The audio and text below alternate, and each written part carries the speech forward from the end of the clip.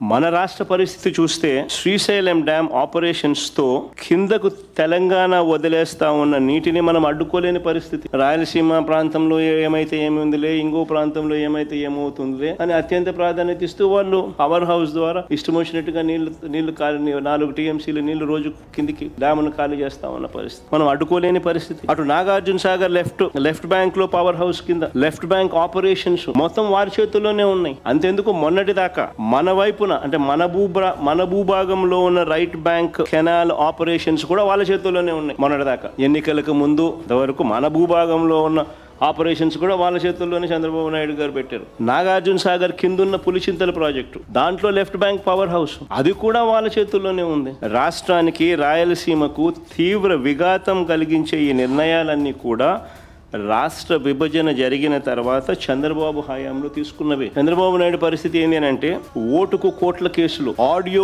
వీడియోలతో అడ్డంగా దొరికిపోయిన చంద్రబాబు నాయుడు గారు నోరు మెదపలేని పరిస్థితి, నోరు మెదపని పరిస్థితి. కానీ అప్పట్లోనే మన రాష్ట్ర హక్కుల కోసం ప్రతిపక్ష నేతగా నేను అప్పట్లోనే కర్నూలులో జలదీక్ష కూడా చేశాను. చంద్రబాబు గారి మౌనం వల్ల శ్రీశైలం ఎగువ భాగంలో తెలంగాణ చేపట్టిన లిఫ్ట్ ప్రాజెక్టులు 2019 వైఎస్ఆర్సీపీ ప్రభుత్వం వచ్చే నాటికి చకచకా పనులు జరుగుతా ఉన్న పరిస్థితి.